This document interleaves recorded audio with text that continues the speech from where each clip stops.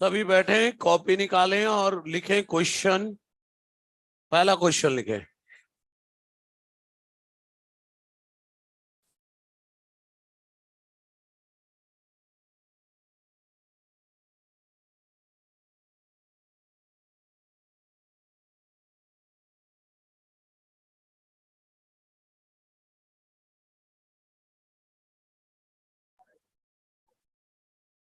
Ready? चलिए फिर आ जाइए, क्वेश्चन लिखते हैं। ओए जल्दी, गार्डन में नहीं टहलना है, चलो जल्दी।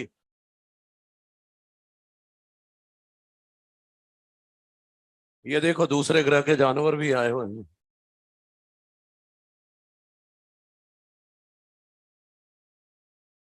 देख लो। जैसे नहीं है वो चौकीदार लोग चिल्लाते हैं, लक्षण तो वही वाले दिख रहे हैं। हाँ? चलिए क्वेश्चन लिखिए पहला।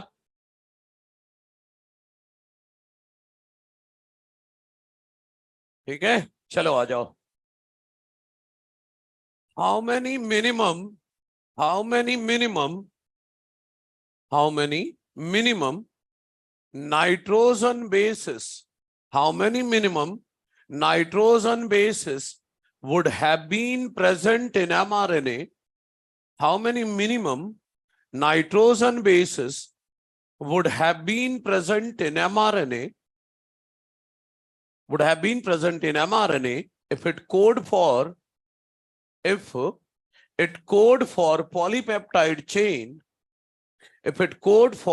polypeptide chain with 60 amino acid 60 amino acid. अभी ये पेन छाट रहा है, फिर पंडित जी से मुहूर्त निकलवा के कॉपी खोलेगा, है ना? शर्म नहीं आती? लोग क्वेश्चन लिख के बैठ गए। फिर से question. How many minimum nitrogen basis would have been present in mRNA if it code for polypeptide chain with 60 amino acid? 60 amino acid. 180। अच्छा अब सुनो, अगर 183 ऑप्शन में नहीं है तो 180 दे के चले आओ, मतलब छोटे लेवल का सवाल हो गया। लेकिन अगर 180 और 183 दोनों हैं तो 183 देकर आना है, टू बी मोर स्पेसिफिक। क्यों, कैसे, आगे समझ लो, ये नहीं कि लिखना शुरू करो। बिल्कुल सुनिए ध्यान से। एक एमिनो एसिड को कोड करने के लिए एक सेंस कोडॉन चाहिए, सही है? तो 60 अमीनो एसिड कोड करने के लिए 60 अमीनो एसिड कोड करने के लिए 60 सेंस कोडॉन चाहिए। लेकिन बात यह है कि 60 अमीनो एसिड लगाकर प्रोटीन सिंथेसिस रुक क्यों गया? क्योंकि 60 कोडॉन के बाद आ गया होगा स्टॉप कोडॉन। तो बगल में क्या आ गया होगा? एक स्टॉप कोडॉन। कोई भी एक स्टॉप कोडॉन आएगा, प्रोटीन सिंथेसिस रुक जाएगा। तो 60 तो सेंस कोडॉन चाहिए, एक नॉन सेंस। तो कुल कितने कोडॉन हो गए? 61 कोडॉन्स हो गए। और आप सब जानते हैं हर कोडॉन में 3 बेसिस होते हैं। तो कितने बेसिस हो गए? 183 बेसिस। अगर 183 नहीं दिया है तो गो फॉर 180, कि भाई 60 कोडॉन, 60 अमीनो एसिड, और 60 कोडॉन में 180 बेसिस। लेकिन अगर 183 भी दिया है तो स्टॉप कोडॉन भी काउंट करके बताना है। क्लियर है? इसका आंसर लिखे फिर बताता हूं। इसी का एक दूसरा वेरिएंट।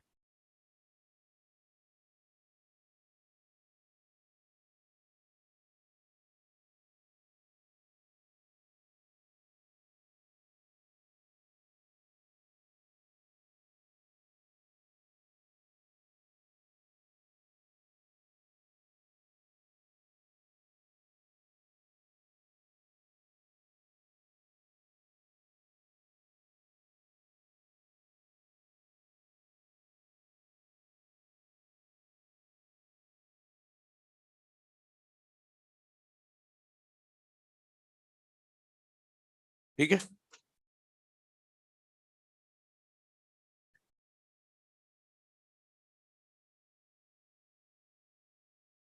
मान लो ऐसा ही क्वेश्चन आता सेम,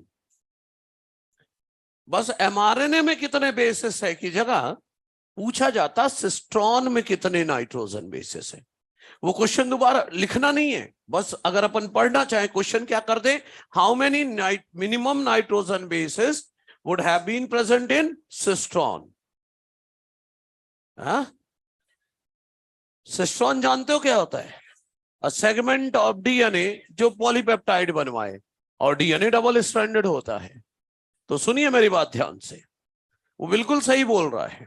देखो एमआरएनए में अगर सिस्ट्रॉन आ जाए तब की बात कर रहा हूं, एमआरएनए में 183 बेस है, तो जिस डीएनए से ये बना है उस टेम्पलेट स्ट्रैंड ऑफ डीएनए में भी तो 183 बेसिस रहे होंगे, तभी तो एमआरएनए में उसी से तो बना है ये। तो template strand of DNA 183 basis रहे होंगे। तो जब एक स्ट्रैंड में डीएनए कितना है, तो इसका जो कॉम्प्लीमेंट्री 5 से 3 कोडिंग स्ट्रैंड है उसमें भी तो उतने बेसिस होंगे।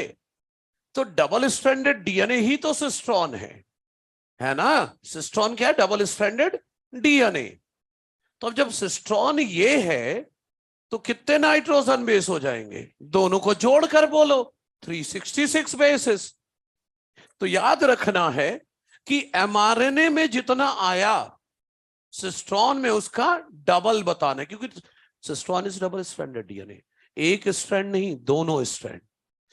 ये वेरिएंट मैंने इसलिए बताया क्योंकि आपके मॉड्यूल में बिगनर बॉक्स में सेम यही क्वेश्चन है कि सिस्ट्रॉन में कितने नाइट्रोजन बेसिस होंगे। बस अमीनो एसिड 60 की जगह वहां 50 लिखे हैं, तो ठीक है निकाल लेना, और क्या हो जाएगा। तो याद रखना है, आगे तो एमआरएनए का निकाल लिया करो, फिर उसका डबल कर दिया करो, वो सिस्ट्रॉन का हो जाएगा। क्लियर है? ठीक है, चलो खत्म करो इसको, फिर अगला क्वेश्चन लेकर आते हैं।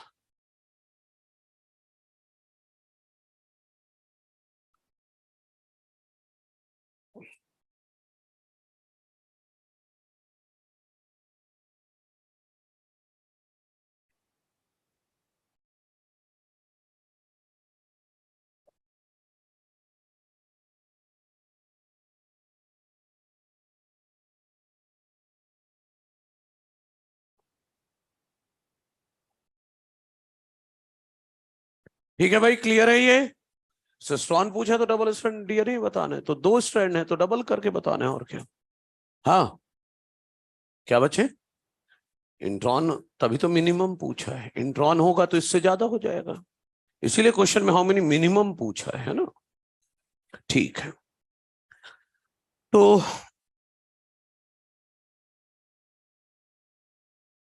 हो गया।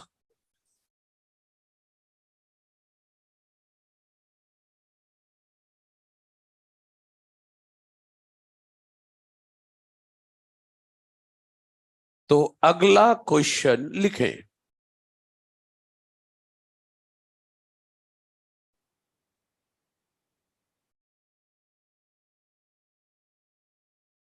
जल्दी जल्दी जल्दी चला जल्दी। ठीक है, चल लिखो। How many amino acid, how many amino acid, how many amino acid will be coded by mRNA, how many amino acid will be coded by mRNA, coded by mRNA having 120 bases, having 120 nitrogen bases. How many amino acid will be coded by mRNA having 120 nitrogen bases? सही है?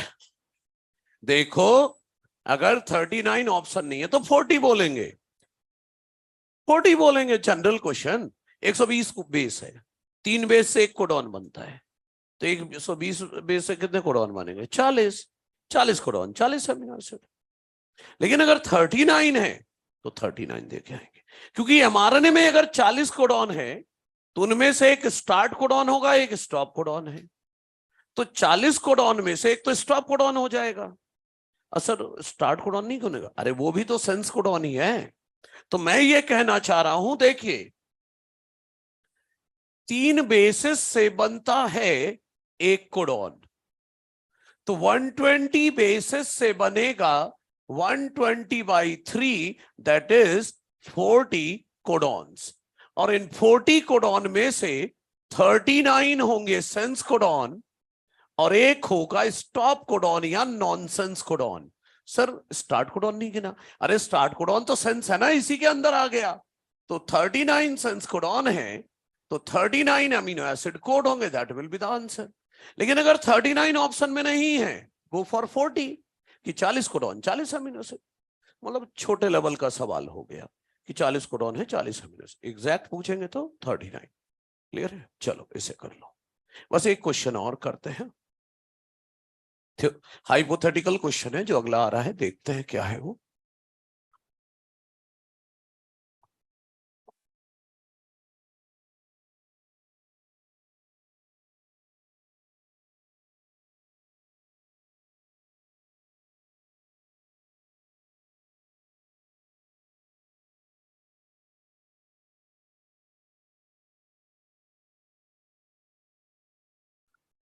ठीक है, अब सुनो, nitrogen base कितने तरह के होते हैं mRNA में?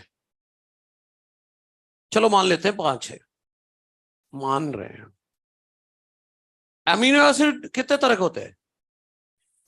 चलो मान लेते हैं 150 तरह के हैं,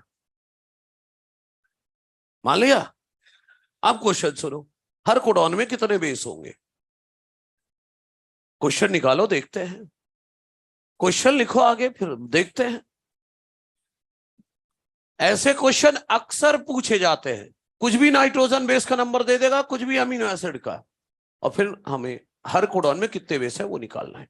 तो चलिए देखिए, क्वेश्चन लिखिए, if there are 5 type of nitrogen bases, if there are 5 type of nitrogen bases, if there are 5 types of nitrogen bases and 150 types of amino acid and 150 types of amino acid, 150 types of amino acid, then how many nitrogen bases, then how many nitrogen bases will be present in each codon, then how many nitrogen bases will be present in each codon? इसने सही बताया answer, 4। बिल्कुल सही बता रहे हैं ये लोग। हाँ बिल्कुल, वो फॉर्मूला यूज होगा जो मैंने दिया था, एक फॉर्मूला दिया था मैंने, type of nitrogen bases raise to power n equal to total possible codons. सही है? तो देखो ना, टाइप ऑफ नाइट्रोजन बेसिस कितने हैं? 5। n क्या है? हर कोडॉन में कितने बेस है, n ही तो निकालना है। पॉसिबल कोडॉन, अरे 150 अमीनो एसिड के लिए कम से कम 150 कोडॉन चाहिए, प्लस एक आध दो स्टॉप कोडॉन भी चाहिए। मतलब पॉसिबल कोडॉन मुझे कितने चाहिए? मोर देन 150 के आसपास चाहिए। तो जब तक n की वैल्यू 1 2 3 4 लगाते जाओ, जब तक 150 से ज्यादा ना आ जाए, क्योंकि 150 से ज्यादा ही कोडॉन चाहिए। सही है? तो सुनो, तो पहला सवाल है, इसलिए मैं थोड़ा इलॉबरेट करके लिखता हूं कि अगर जेनेटिक कोड सिंगलेट है, सिंगलेट है मतलब हर कोडॉन में एक बेस है, n की वैल्यू 1, तो 5^1, 5 कोडॉन्स। 5 कोडॉन्स को बोलूं insufficient to code for 150 types of amino acid. अरे कम से कम 150 तो लाओ, ये तो सिर्फ 5 कोडॉन ही है। तो माना कि जेनेटिक कोड डबलेट है, हर कोडॉन में 2 बेस है, तो स्क्वायर, तो 25 कोडॉन हुए। कम से कम 150 चाहिए भाई, उससे ज्यादा चाहिए। तो insufficient to code for 150 types of amino acid. माना कि जेनेटिक कोड ट्रिपलेट है, मतलब n की वैल्यू 3, हर कोडॉन में 3 बेस, तो 125 कोडॉन हो गए। अभी भी 150 नहीं क्रॉस हुआ, इनसफिशिएंट। अगर मैंने गलती से क्वेश्चन में लिखा होता कि 5 तरह के बेस हैं और 120 तरह के अमीनो एसिड हैं, अगर मैंने 150 टाइप ऑफ अमीनो एसिड की जगह 120 टाइप ऑफ अमीनो एसिड बोला होता तो हर कोडॉन में 3 बेस होता है, एन की वैल्यू 3 आ जाती, लेकिन यहां तो 150 बोला है। तो चलिए जेनेटिक कोड माना कि टेट्राप्लेट है, टेट्राप्लेट है या क्वाड्रुप्लेट है, तो एन की वैल्यू 4 ले लो तो आ गया 625 कोडॉन्स। मतलब क्या बोलूं, सफिशियंट या more than sufficient to code for 150 types of code amino acid. So each, अपना आंसर क्या निकला, so each codon will have 4 bases. N की वैल्यू ही तो निकालनी थी। देखो मैंने इतना बढ़ा चढ़ा के लिख जरूर दिया है, सॉल्व करते समय ये सब नहीं करना है। जितने तरह, बिना कुछ सोचे समझे जितने तरह के बेस दिए हैं लो, अब 1 2 3 4 रेज टू पावर करना शुरू कर दो। जैसे ही अमीनो एसिड का नंबर पार हो हर कोडॉन में उतने बेस होंगे। क्लियर है? मॉड्यूल में भी मिलेंगे, टेस्ट में भी मिलेंगे, नीट में भी मिल सकता है, इस तरह के क्वेश्चन पूछे जाते हैं। तो ये लिख लें, फिर लेकर आता हूं अगला टॉपिक।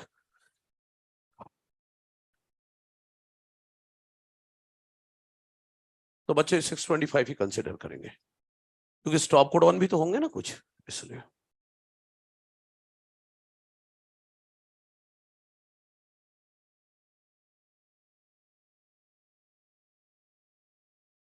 नहीं एग्जैक्ट नहीं, उससे ज्यादा ही लेंगे क्योंकि अमीनो एसिड के जितने नंबर हैं उस, फिर इसके बाद स्टॉप कोडॉन भी तो चाहिए कुछ।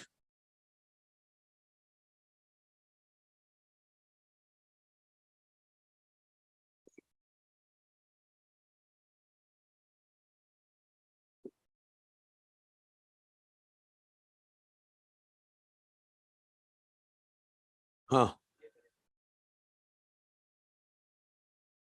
हाँ बिल्कुल, 120 होता तो हो जाता।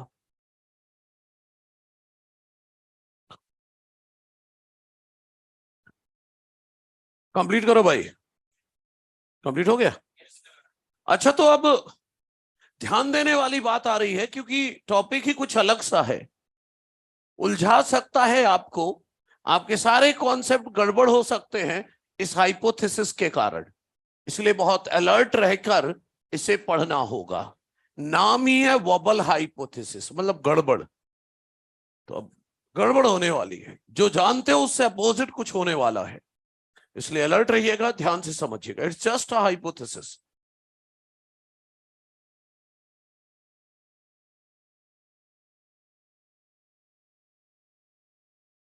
ए गिन गिन के लिखेगा क्या? जल्दी जल्दी लिखना क्या है? एक लाइन लिखता है फिर पेन रख देता है, फिर लाइन क्या है? जल्दी लिखो, फास्ट।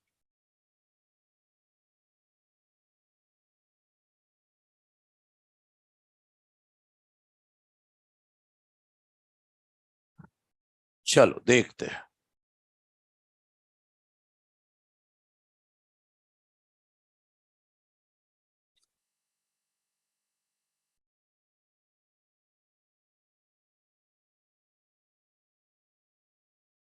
अच्छा चलो आ जाओ, अब देखते हैं वॉबल हाइपोथेसिस जिसे दिया था क्रिक ने। आगे थोड़े से कॉन्सेप्ट देखते हैं, फिर उनको बिगाड़ने की बात करते हैं। हाँ बिल्कुल। तो एमआरएनए बना रहा हूं यहां, एमआरएनए बनाया और एमआरएनए है ये 5 से 3। यहां पर कोडॉन है यूयूसी। एक और एमआरएनए बना रहा हूं 5 से 3, इसमें कोडॉन है यूयूयू। अब देखते हैं क्या है मामला। देखो, जो टीआरएनए से जुड़ने आएगा, जो टीआरएनए से जुड़ने आएगा वो अपने साथ लेकर आएगा फिनाइल एलानीन एमिनो एसिड। क्या लेकर आएगा? Phenyl alanine amino acid. और उसमें एंटी कोडॉन होगा AAG। सही है, यही होगा ना, AAG होगा। अच्छा ठीक है, अब समझो, याद है ये mRNA tRNA का 5' एंड है और ये 3' एंड। अमीनो एसिड कहां जुड़ा होता है? 3' एंड पर। तो देखो समझो जरा, mRNA और tRNA, tRNA mRNA 5 से 3 है ना, तो मैं mRNA में यहां भी 5 लिख सकता हूं, यहां 3, मतलब ये कोडॉन का 5' है, ये 3' है। tRNA को सीधा करो जरा, इसको नीचे लाओ, नीचे लाओगे तो 5 इधर आएगा। ध्यान देना, बहुत बड़ी चीज बता रहा हूं। इसको इधर लाओ, 3' इधर है। सही है? कोई पूछे tRNA और mRNA के बीच इंटरेक्शन कैसा है? Anti parallel. mRNA 5 से 3 है और tRNA 3 से 5 है। और mRNA हो या tRNA, दोनों 5 से 3 पढ़े जाएंगे। मतलब ये 5 से 3 पढ़ूंगा तो ये कोडॉन का पहला बेस, ये दूसरा बेस, ये तीसरा बेस। tRNA 5 से 3 पढ़ो तो ये पहला बेस, ये दूसरा बेस, ये तीसरा। ये बहुत कम लोग जानते हैं कि कोडॉन का पहला बेस एंटी कोडॉन के तीसरे बेस से पेयर करता है। हम लोग तो यहीं से पढ़ते AAG, जबकि हमें क्या पढ़ना चाहिए? GA। मतलब अगर मुझसे कोई पूछता है UUC के एंटी कोडॉन बताओ, अगर छोटे लेवल पर सवाल है तो बोल दो AAG है, ठीक। लेकिन अगर AAG भी दिया है और GAA दोनों दिया है और आंसर एक देना है तो क्या दोगे? GA। क्योंकि ज्यादा स्पेसिफिक क्या है? 5 से 3 पढ़ना। समझ रहे हो? तो जब भी कोडॉन का एंटी कोडॉन पढ़ो, इधर से ना पढ़ा करो, इधर से पढ़ा करो, स्पेसिफिक अगर पढ़ना है तो। समझ रहे हैं मेरी बात? अच्छा, अब दूसरी बात सुनिए। देखिए, कोडॉन का पहला बेस एंटी कोडॉन के तीसरे बेस से पेयर करता है। कोडॉन का दूसरा एंटी कोडॉन का दूसरा बेस, कोडॉन का तीसरा बेस एंटी कोडॉन के पहले बेस से पेयर करता है। तो मैं ये बोल रहा था भी कि अगर मुझसे कोई पूछे बताओ इस कोडॉन का एंटी कोडॉन, अगर नॉर्मल लेवल पर पूछा है ना तो AG ही दिया होगा, GA दिया ही नहीं होगा। नॉर्मल लेवल पर पूछेगा तो सीधा सीधा UUC AG बस। लेकिन अगर ऑप्शन में GAA है तो ज्यादा सही ये है। क्यों? क्योंकि पढ़ना 5 से 3 होता है। वो डिपेंड करेगा लेवल पर सवाल कैसा आया। अगर GA है ही नहीं है तो फिर क्या करें? AG दे के चले आना। लेकिन अगर दोनों दिया है, GAA देंगे। 5 से 3 ही पढ़ना है दोनों को। mRNA को भी 5 से 3 ही तो पढ़ रहे हो UUC, तो tRNA को भी पढ़ो 5 से 3, GAA। क्लियर है मेरी बात? अच्छा, अब सुनो, अब मैं वोबल हाइपोथेसिस की तरफ आता हूं। देखो, नॉर्मली 1 tRNA क्रिक ने क्या कहा था, वो हाइपोथेसिस बता रहा हूं कि नॉर्मली एक कोडॉन जो है mRNA का, sense codon, bind with 1 tRNA या एंटी कोडॉन। 1 tRNA और anti codon normally bind with 1 sense codon on mRNA। सही है? मामला क्या है वो सुनो। मेरी बॉडी सेल में ना, मेरी बॉडी सेल में 61, ध्यान से, मेरी बॉडी सारी सेल्स को मिलाकर 61 टाइप ऑफ tRNA है। मेरी सारी बॉडी सेल को मिलाकर 61 टाइप्स ऑफ tRNA है। लेकिन मेरी एक सेल में सिर्फ 35 या 40 तरह के tRNA है। लेकिन हर सेल में सेंस कोडॉन 61 है। क्या बोल रहा हूं? मेरे हर सेल में सेंस कोडॉन 61 टाइप्स के हैं। तो tRNA भी मेरी हर सेल में 61 टाइप के होने चाहिए ना, उससे पेयर करने के लिए। नहीं है, नहीं है, 35 ही 40 है, 35-40 के आसपास है। सर तो आप तो बोले 61 टाइप ऑफ tRNA होते हैं। हाँ है, लेकिन सारी बॉडी सेल को मिलाकर एक सेल में 35-40 तरह की है। मतलब हर सेल में कुछ ना कुछ tRNA मिसिंग है, हर सेल में कुछ ना कुछ tRNA मिसिंग है। तो क्रिक का कहना है कि हर सेल में सेंस कोडॉन पूरे 61 टाइप के हैं, हर सेल में सेंस कोडॉन 61 टाइप के हैं, लेकिन tRNA तो कम है, 35-40 है। होने कितने चाहिए थे? 61 टाइप नहीं है। तो फिर कैसे काम चलेगा? तब इन्होंने ये बोला था कि शायद ऐसा होता होगा कि एक ही tRNA एक से ज्यादा कोडॉन से जुड़ जाता होगा, शायद एक टीआरएनए या एक एंटी कोडॉन एक से ज्यादा सेंस कोडॉन से जुड़ जाता होगा। सर कैसे जुड़ जाएगा? सर ए तो यू से पेयर करेगा, ए यू से, जीसी से। अब आप बोल रहे हैं दूसरे कोडॉन से जुड़ जाएगा, कैसे जुड़ जाएगा? कैसे जुड़ जाएगा? आप ध्यान से सुनते रहो, यही कॉन्सेप्ट है। तो उन्होंने बोला एक एग्जांपल लेते हैं, चलो। एक सेल में यूयूसी कोडॉन है एक सेल में, और उसी सेल में यूयूयू कोडॉन भी है। तो इस सेंस कोडॉन से जुड़ने के लिए जो टीआरएनए चाहिए उसमें एंटी कोडॉन क्या होना चाहिए? जीए, या सिंपली अभी तो सिंपल रखो एएजी है, सही है। और उससे जुड़ने के लिए टीआरएनए में एंटी कोडॉन क्या होना चाहिए? एएए होना चाहिए।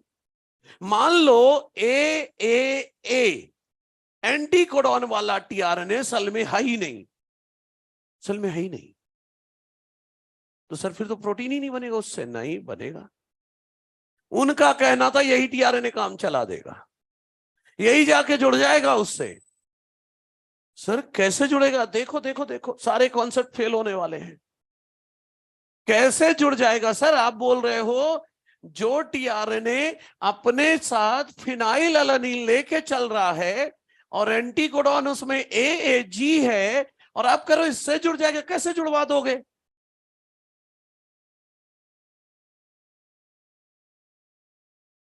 कैसे जुड़वा दोगे? तो क्रिक ने यह कहा था कि कोडॉन के पहले दो बेस स्पेसिफिक पेयरिंग करते हैं। कोडॉन के पहले दो बेस फिक्स चेक करेंगे, तो मैच होगा तो जुड़ने देंगे, नहीं तो जुड़ने नहीं देंगे। तो कोडॉन के पहले दो बेस देख रहे हैं, यूए मैच हो रहा है, यूए मैच हो रहा है, कोई दिक्कत नहीं। कोडॉन का जो तीसरा बेस है वो मिस पेयरिंग कर सकता है। कोडॉन का तीसरा बेस क्या कर सकता है? मिस पेयरिंग या वोबल पेयरिंग, गड़बड़ पेयरिंग कर सकता है कोडॉन का तीसरा बेस। इसीलिए कोडॉन के तीसरे बेस को कहते हैं वॉबली बेस, गड़बड़ पेयरिंग करने वाला बेस। सर ये तो सारे नियम कानून की धज्जियां उड़ा रहे हो। आज तक हमें सिखाए हो जी सी से पेयर करता, वो जी यू से पेयर करवा दिया। ध्यान से सुनिए मेरी बात, कोई ब्लंडर नहीं हुआ है। क्या हुआ? गड़बड़ पेयरिंग कर लिया भी तो क्या हुआ? फ्रैक्शंस ऑफ सेकंड के लिए जुड़ना है। इस टीआरएनए को क्यों जुड़वा रहा हूं मैं? कि तू यहां फ्रैक्शंस ऑफ सेकंड के लिए, तू जैसे ही यहां रुकेगा तेरा एमिनो एसिड छीन लेंगे, और छीनने के बाद किक मार के भगा देंगे। तो कौन सा गुनाह कर लिया? और कोई ब्लंडर नहीं हुआ। क्यों? क्योंकि U codon and UUC codon both code for phenylalanine. Amino acid थोड़ी ना बदल गया।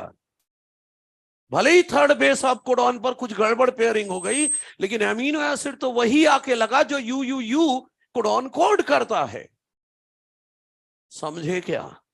तो मेरी बात सुनो, नॉर्मली एक टीआरएनए या एंटी कोडॉन, नॉर्मली एक टीआरएनए या एंटी कोडॉन एक सेंस कोडॉन से पेयर करता है, लेकिन कभी कभी one tRNA anti codon can pair with more than one sense codon. कैसे पेयर कर सकते हैं? क्योंकि base pairing is specified by first two bases of codon. Codon के पहले दो बेस स्पेसिफिक पेयरिंग करेंगे, पहले दो बेस अगर मैच हुए तभी जुड़ने दिया जाएगा। कोडॉन का तीसरा बेस मिस पेयरिंग या वबल पेयरिंग कर लेता है और जुड़वा लेता है, वो भी फ्रैक्शन ऑफ सेकंड के लिए। एमिनो एसिड छीन के वैसे ही भगा देंगे। दूसरी बात, कोई ब्लंडर नहीं हुआ है, क्योंकि अगर ए यूयूयू है या यूयूसी है, both code for phenyl alanine only, तो फिनाइल एलानिन ही तो लेकर आया है वो। मैं तो कहता हूं, बहुत तगड़ी लाइन बोल रहा हूं, ध्यान से सुनना। ओ सोते हुए प्राणी, देख पिट जाएगा मेरे हाथ से, है? यहां वोबल हो रहा है, तेरे शरीर में वोबल होने लगेगा। ध्यान से सुन मेरी बात, बिल्कुल अलर्ट होकर। मैं क्या कह रहा हूं? Wobble pairing is responsible for degeneracy of genetic code. Degeneracy क्या था? एक एमिनो एसिड के एक से ज्यादा कोडॉन। ध्यान से सुनना, डीजनरेसी क्या है? फिनाइल एलानिन के दो कोडॉन है। डीजनरेसी क्या है? फिनाइल एलानिन के दो कोडॉन है। तो फिनाइल एलानिन के दो कोडॉन क्यों हैं? क्योंकि जो टीआरएनए फिनाइल एलानीन लेके चलता है, जो टीआरएनए फिनाइल एलानीन लेके चलता है, वो यूयूसी से भी जुड़ जाता है, यूयूयू से भी जुड़ जाता है। लेकिन यूयूयू से क्यों जुड़ पाया? Because of wobble pairing. तो फिनाइलिन के दो कोडॉन क्यों हैं, यूयूसी एंड यूयूयू? क्योंकि टीआरएनए जो फिनाइलएलानीन लेके चल रहा है, वहां पर क्या हो रही है? वोबल पेयरिंग भी हो जा रही है। तो डीजनरेसी ऑफ जेनेटिक कोड किसके कारण हो पा रही है? Wobble pairing. ठीक है। अच्छा सर, तो फिर आपका कहना यह है, डू नॉट गेट कंफ्यूज्ड कि sir third base of codon miss pairing करता है, तो सर किसी से भी पेयर करा दे। नहीं, ऐसा नहीं होता। इसके भी नियम कानून है। गड़बड़ होती है पेयरिंग, लेकिन इसके भी नियम कानून है। क्या नियम कानून है वो सुनो। देखो, गड़बड़ पेयरिंग किसके बीच होती है? इधर लूं क्या? First base of anticodon, first base of anticodon और थर्ड बेस ऑफ कोडॉन, इनके बीच पेयरिंग होती है ना। Third base of codon, third base of codon and first base of anticodon, इनके बीच पेयरिंग होगी। सुनो, पहली बात, एक मान लो मैंने टीआरएनए बनाया, एक टीआरएनए बनाया, ये 3 बेसिस है, ये कोडॉन के 3 बेसिस है। ये कोडॉन का पहला, दूसरा, तीसरा बेस है, और एंटीकोडॉन का ये पहला, दूसरा, ये तीसरा बेस है। देखो, हर जगह गड़बड़ पेयरिंग नहीं होगी। ध्यान इधर, कोडॉन का पहला बेस अगर ए है, कोडॉन का पहला बेस अगर ए है, तो वो फिक्स है कि पेयर करेगा कोडॉन के यू से, वो मिस पेयरिंग नहीं करेगा। एंटीकोडॉन का अगर पहला बेस ए है तो वो मिस पेयरिंग नहीं करेगा, वो हमेशा पेयर नॉर्मल करेगा, वो भी यू के साथ करेगा। अगर कोडॉन का पहला बेस सी है तो वो भी गड़बड़ पेयरिंग नहीं करेगा, वो भी नॉर्मल पेयरिंग करेगा जी के साथ, बस, और किसी से नहीं करेगा। ये लोग वोबल पेयरिंग नहीं करेंगे। लेकिन अगर कोडॉन का तीसरा बेस जी है तो normally it will pair with C, normally G है तो it will pair with C, और सी नहीं मिला तो it will pair with U. तो वोबल पेयरिंग जी ने दिखाया। इसी तरह अगर यहां पर यू है पहला बेस, तो normally it will pair with A नहीं मिला तो it will pair with G. मेरा कहने का मतलब ये टेबल तो बेकार हो गई आपकी। क्या याद रखना है कि वोबल पेयरिंग सिर्फ जी और यू करेंगे, वो भी आपस में। जी वोबल पेयरिंग कर रहा है यू के साथ, और यू वोबल पेयरिंग कर रहा है जी के साथ, और कोई वोबल पेयरिंग करता ही नहीं है। तो इस टेबल को क्यों याद रखना? सिर्फ इतना ही साइड में लिख देना कि वोबल पेयरिंग जी और यू दिखाएंगे, वो भी आपस में। सही है। अच्छा, एक आखिरी बात, कभी कभी एंटीकोडॉन का पहला बेस एक एबनॉर्मल बेस आइनोसिन होता है। कभी कभी एंटीकोडॉन का पहला बेस आइनोसिन होता है। मैंने एबनॉर्मल बेसिस जब पढ़ाए थे टीआरएनए में, तो आइनोसिन का नाम दिया था। तो अगर आइनोसिन है तो वो पेयर कर सकता ए, सी या यू से। तो ये तो एबनॉर्मल ही है, तो इसके बारे में ज्यादा जरूरत ही नहीं है, हमें ए, सी, यू से पेयर कर सकता है। मतलब इस टेबल की आपको जरूरत नहीं है। सिर्फ आप अपनी भाषा में लिख लेना कि वोबल पेयरिंग सिर्फ जी और यू करेंगे, वो भी आपस में, बात खत्म। समझ रहे हैं? और वोबल पेयरिंग किसके बीच होगी? Third base of codon and first base of anticodon के बीच। मतलब इस पूरे से यही याद रखना है कि वोबल पेयरिंग या मिस पेयरिंग कौन किसके बीच होगी? Third base of codon and first base of anticodon के बीच। क्लियर है? और वोबल पेयरिंग के कारण ही डीजनरेसी है। मतलब फिनाइल एलानीन के 2 कोडॉन है। फिनाइल एलानीन के 2 कोडॉन क्यों है?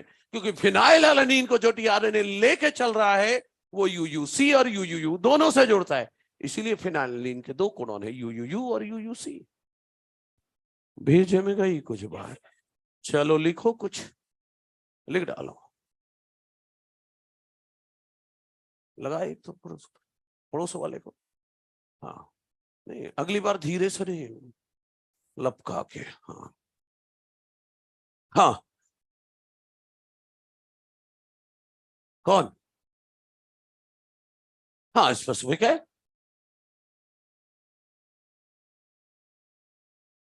हाँ, हर एक के लिए स्पेसिफिक होगा। सही है। लिखिए, वबल हाइपोथेसिस में लिखो, वबल हाइपोथेसिस बाय क्रिक, और उसकी थ्योरी लिखो। क्या लिखोगे? नॉर्मली, नॉर्मली वन टीआरएनए और एंटीकोडॉन, नॉर्मली वन टीआरएनए और anticodon, normally one tRNA or anticodon pair with, normally one tRNA or anticodon pair with one sense codon, pair with one sense codon on mRNA, pair with one sense codon on mRNA. But sometime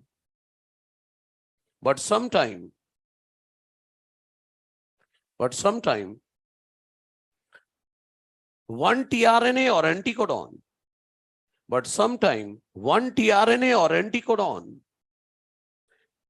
one tRNA or anticodon can bind with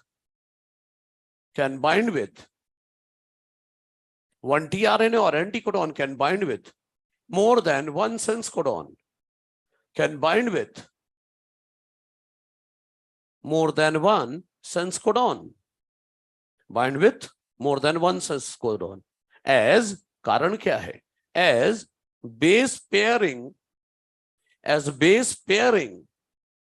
is specified by, as base pairing is specified by first two bases of codon, as base pairing is specified by first two bases of codon.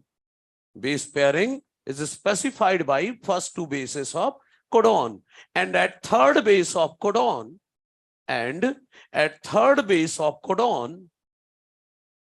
mispairing, and at third base of codon, mispairing or wobble pairing occur, and at third base of codon, mispairing or wobble pairing occur. So third base of codon is called, third base of codon is called wobbly base. Spelling देख के लिखना, बबली ना लिख लेना. So third base of codon is called wobbly base. Wobbly base. एक line और लिखो. क्या? क्या? Wobble pairing is responsible for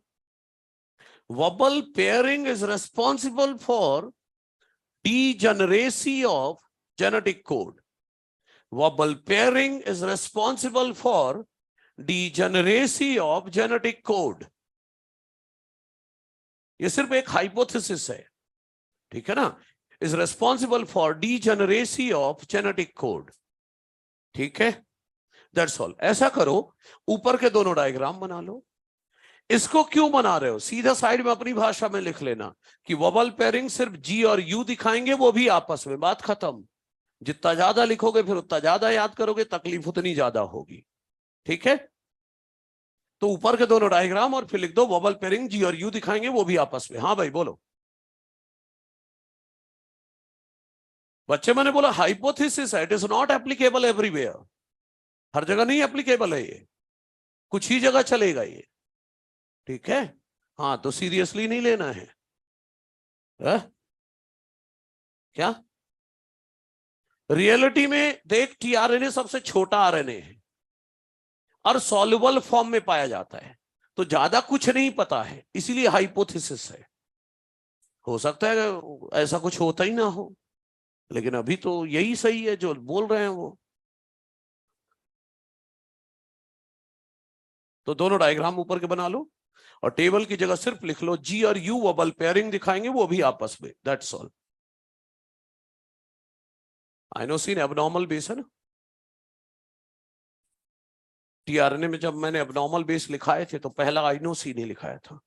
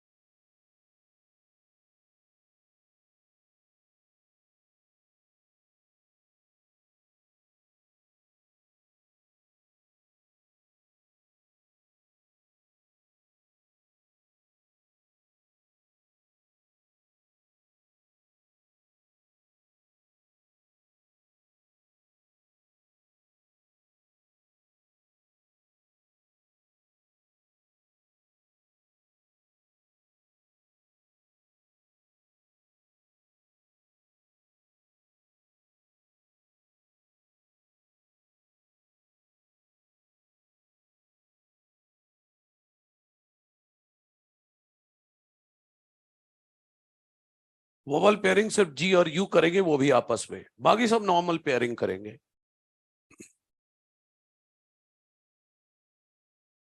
obvious है, तभी तो सॉल्युबल आरएनए नाम दिया था, उसका नाम ही सॉल्युबल आरएनए, हेडिंग में ही देख सॉल्युबल आरएनए लिखाया था, थ्योरी में भी लिखा है देख।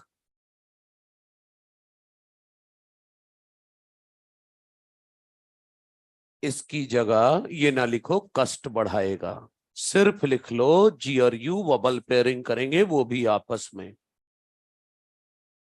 क्योंकि अगली क्लास में आप बहुत ही अलग पढ़ने वाले हो। पीक ऑफ एक्सट्रीम लेवल जो होता है ना, वो होगा। सच बोल रहा हूं, पूरे बायो में जो सबसे कॉम्प्लेक्स है वो है ट्रांसलेशन का मैकेनिज्म। वो आईआईटी ओआईटी तो मैं नहीं जानता, लेकिन वो आप चाहो तो मॉड्यूल में देख लो, अपने आप समझ में आ जाएगा। तो अपने आप को बहुत संभाल के रखना होगा। अभी तक समझते ना ये क्या हुआ जा रहा है, पीएस और एएस वाले भी देख रहे थे ये क्या हो रहा है आज, ठीक है। तो वो टॉपिक ही ऐसा है, बस आप अलर्ट रहेंगे तो मजा आएगा, और मजा भी आएगा और समझ में भी आ गया। और एक बार समझ में आ गया तो जो कॉम्प्लेक्स चीजें होती है ना, अगर एक बार समझ में आ गया तो फिर जिंदगी भर याद रहती है, फिर बार बार रिपीट करने की जरूरत नहीं होती उनकी, ऐसी चीज है वो। मजा आएगा, चिंता ना करो। बस ये सोते हुए प्राणियों को बता रहा हूं, ये दो तीन जो हैं।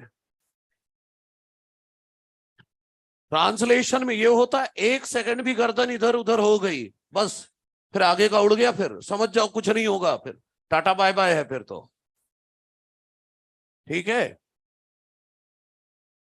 मैं सीधा बोलता हूं, मैं ऐसे टॉपिक पढ़ाता हूं, मैं बोलूं और कोई ना सुने, उसका भला हो ही नहीं सकता। तो होए नहीं, सही बोल रहा हूं, देखना, क्योंकि पूरे जेनेटिक्स से ढेर सारे क्वेश्चन आते हैं। बोला तो था, प्लांट फिजियो, सेल बायो और जेनेटिक्स सब मिलाकर पिछले साल 46 क्वेश्चन थे नीट में, 46 आउट ऑफ 90 करने होते हैं, तो आधा 50% तो हो ही गया।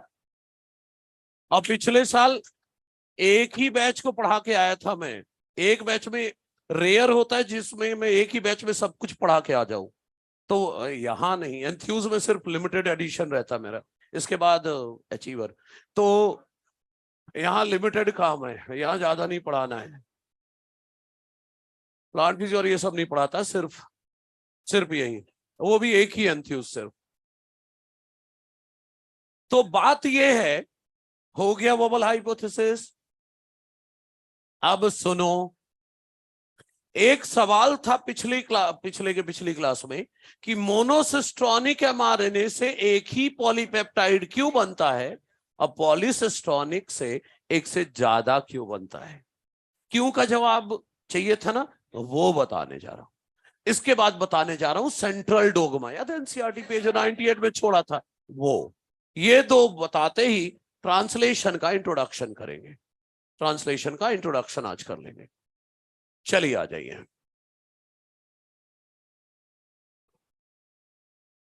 नहीं, मजा आएगा ट्रांसलेशन पढ़कर। मैं उनको नहीं बोल रहा हूं जो अलर्ट हैं, ये जो सुस्त पड़ जाते हैं ना, उनकी बात कर रहा हूं कि अगली क्लास में चाहे तो टैप वाटर के नीचे सर रख लेना, ठंडा पानी जहां चल रहा हो या जो भी हो, बस अलर्ट रहना। ओके, चलिए आ जाइए। सबसे पहले मोनोसिस्टोनिक और पॉलीसिस्टोनिक एमआरएनए की बात कर लेते हैं। MRNA monocistronic and पॉलीसिस्टोनिक mRNA, monocistronic and पॉलीसिस्टोनिक mRNA. और मोनोसिस्टोनिक एमआरएनए क्या, ये तो हमें पता है कि एक एमआरएनए से बनता है एक पॉलीपेप्टाइड चेन, सही है ना। और ये मोस्टली बनता है यूकैरियोट में, ये भी पता है हमें, तो ये तो पहले से पता है, बस क्यों का जवाब ढूंढना है। पॉलीसिस्टोनिक एमआरएनए में एक एमआरएनए से बनता है मोर देन वन पॉलीपेप्टाइड चेन, मोर देन वन पॉलीपेप्टाइड चेन, ठीक है। और मोस्टली प्रोकैरियोट में बनेगा, मोस्टली बनेगा इन प्रोकैरियोट। अच्छा, क्यों का जवाब ये लो। हमारा जो एमआरएनए है, हमारा जो एमआरएनए है उसमें ना स्टॉप कोडॉन सिर्फ एक बार होता है। हमारे एमआरएनए में स्टॉप कोडॉन एक बार होता है। एक एमआरएनए में स्टॉप कोडॉन केवल एक बार होगा, अंत के आसपास कहीं होगा, लेकिन स्टॉप कोडॉन सिर्फ एक बार होगा। तो अगर स्टॉप कोडॉन एक ही बार है तो प्रोटीन स्टार्ट कोडॉन से बनना शुरू होगा, स्टॉप कोडॉन में जाके रुक गया, खत्म। कितना बनेगा, एक ही पॉलीपेप्टाइड चेन तो बनी, तो एक ही तरह की पॉलीपेप्टाइड चेन बनी, तो इसे क्या बोलोगे, मोनोसिस्ट्रॉनिक। जो प्रोकैरियोटिक एमआरएनए होता है उसमें कई बार स्टॉप कोडॉन होते हैं, उसमें कई बार स्टॉप कोडॉन होते हैं। मेरा कहने का मतलब, एक स्टार्ट कोडॉन है, कुछ दूर चलते ही स्टॉप कोडॉन आ गया, फिर कुछ दूर बाद स्टार्ट कोडॉन, कुछ दूर बाद फिर से स्टॉप कोडॉन। तो स्टार्ट कोडॉन से प्रोटीन बनना शुरू हुआ, स्टॉप तक बना और रुक गया, फिर स्टार्ट कोडॉन से शुरू हुआ, फिर स्टॉप तक रुक गया। तो कितनी बन गई, दो बन गई या नहीं। मतलब प्रोकैरियोटिक एमआरएनए में, अगर किसी प्रोकैरियोटिक एमआरएनए में तीन स्टार्ट और तीन स्टॉप कोडॉन है तो तीन पॉलीपेप्टाइड चेन बनेंगे। तो उनमें एक से ज्यादा पॉलीपेप्टाइड चेन इसलिए बनते हैं क्योंकि स्टॉप कोडॉन और स्टार्ट कोडॉन कई बार है। समझ में आई बात, लिख लें, इसके बाद आगे बढ़ते हैं, सेंट्रल डोगमा पढ़ते हैं। मोर देन वन पॉलीपेप्टाइड चेन बन गए। हाँ, बिल्कुल सही, बिल्कुल सही है। ठीक है, कंप्लीट करें इसको।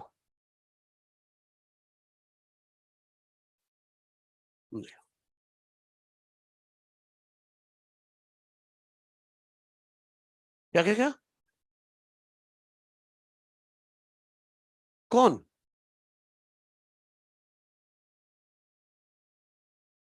नया राइबोसोम जुड़ेगा ना यहाँ, यहाँ पर अलग राइबोसोम जुड़ेगा, स्टार्ट टू स्टॉप प्रोटीन बनाएगा, यहाँ अलग राइबोसोम जुड़ेगा, स्टार्ट टू स्टॉप बनाएगा।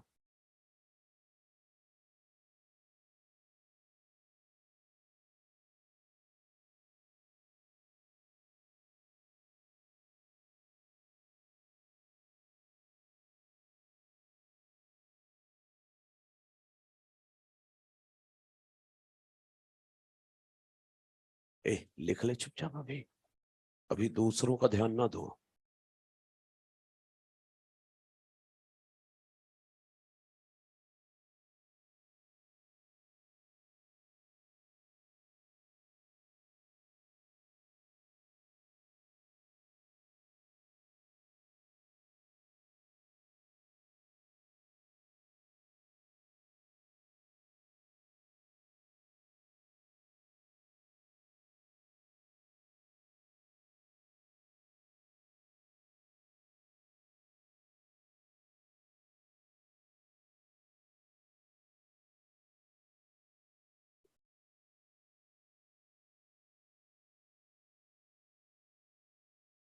हाँ ठीक है, लिखे, मैं हेडिंग डालता हूं जब तक।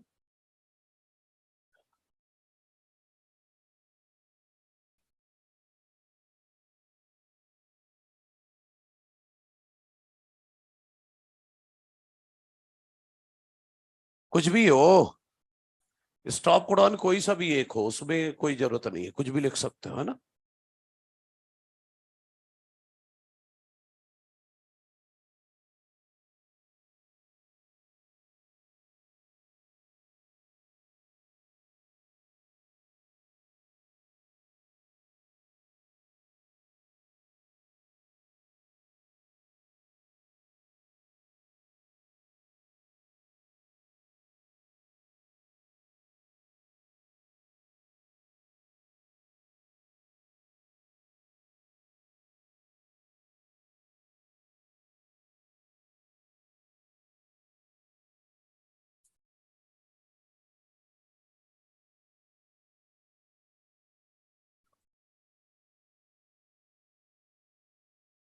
चलिए आ जाइए, सेंट्रल डोगमा देखते हैं।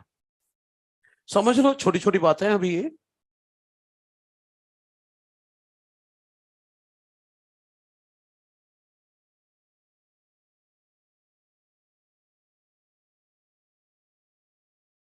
बाकी कल होगा,